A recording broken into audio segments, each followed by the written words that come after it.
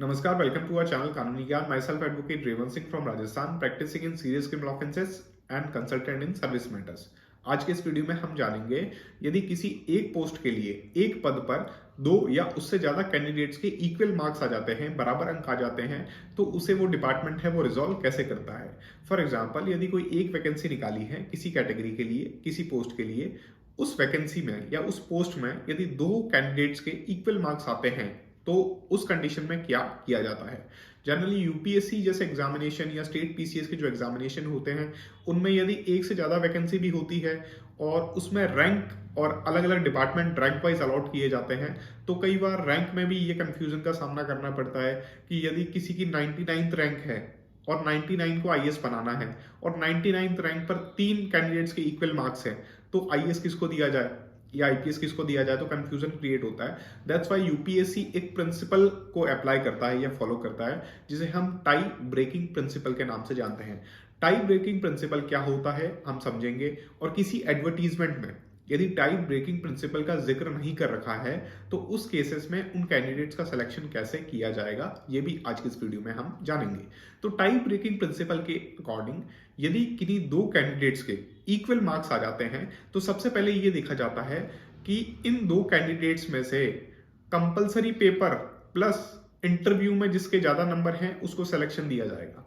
जैसे यूपीएससी या कुछ स्टेट पीसीएस के एग्जामिनेशन होते हैं उसमें कंपलसरी पेपर्स भी होते हैं, ऑप्शनल पेपर्स भी दिए जाते हैं। तो जिस कैंडिडेट के कंपलसरी पेपर प्लस इंटरव्यू में ज्यादा मार्क्स आएंगे उसी को सिलेक्शन दिया जाएगा। लेकिन सपोज करो कि उन दोनों कैंडिडेट के कंपलसरी पेपर प्लस इंटरव्यू में इक्वल मार्क्स है। अब सेकेंड टाइम में हम जब देखेंगे कि जिस व्यक्ति की एज ज्यादा है, जिस व्यक्ति की आयु ज्यादा है, अब उसको सिलेक्शन दिया जाएगा। लेट्स सपोज कि उन दोनों के कंपलसरी पेपर प्लस इंटरव्यू में मार्क्स भी बराबर है, सेकेंडली उनकी एज भी बराबर है, मंथ भी बराबर है और डेट भी बराबर है। अब किया क्या जाए, तो लास्ट में UPSC according to tie breaking principle ये देखता है कि जिस कैंडिडेट के कंपलसरी पेपर में कंपलसरी पेपर के अंदर मार्क्स ज्यादा है उसको सिलेक्शन दिया जाएगा।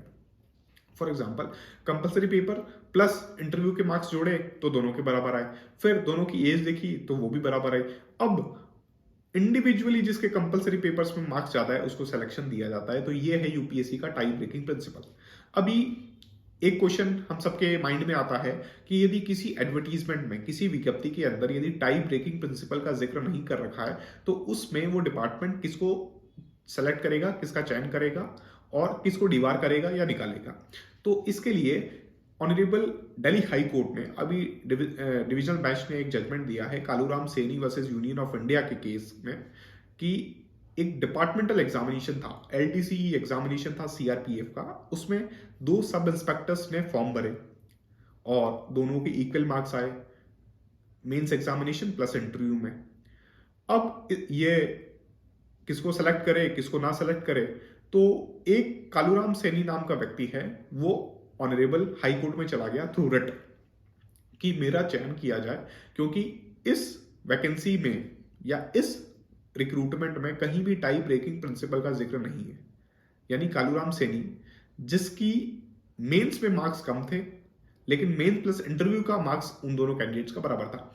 तो ऑनरेबल दिल्ली हाई कोर्ट ने यह हेल्ड किया कि जिस भी एडवर्टीजमेंट में यदि टाई ब्रेकिंग प्रिंसिपल का जिक्र नहीं कर रखा, टाई ब्रेकिंग प्रिंसिपल का मेंशन नहीं कर रखा, ना ही स्पेसिफिकली कोई मेंशन कर रखा है कि यदि दो कैंडिडेट्स के मार्क्स इक्वल होंगे तो कैसे ये रिजॉल्व किया जाएगा, तो उस केस में हम ये देखेंगे कि जिस कैंडिडेट की एज ज्यादा होगी उसको सिलेक्शन दिया जाएगा, चाहे उसके मेंस एग्जामिनेशन में मार्क्स कम क्यों ना हो। तो इसमें कालूराम सैनी जो सब इंस्पेक्टर था वो असिस्टेंट कमांडेंट के पद पर उसका चयन माना गया दिल्ली हाईकोर्ट के जजमेंट के बाद। तो दोस्तों, आपको मेरा वीडियो अच्छा लगा तो प्लीज वीडियो को लाइक कीजिएगा, चैनल को सब्सक्राइब कीजिएगा, वीडियो को शेयर करना ना भूलें। और यदि आप कोई भी सर्विस मैटर मुझसे कंसल्ट करना चाहते हैं तो नीचे डिस्क्रिप्शन बॉक्स में मैंने अपना कॉन्टैक्ट नंबर दे रखा है, वहां से आप अपना मैटर है वो कंसल्ट कर सकते हैं। Thank you.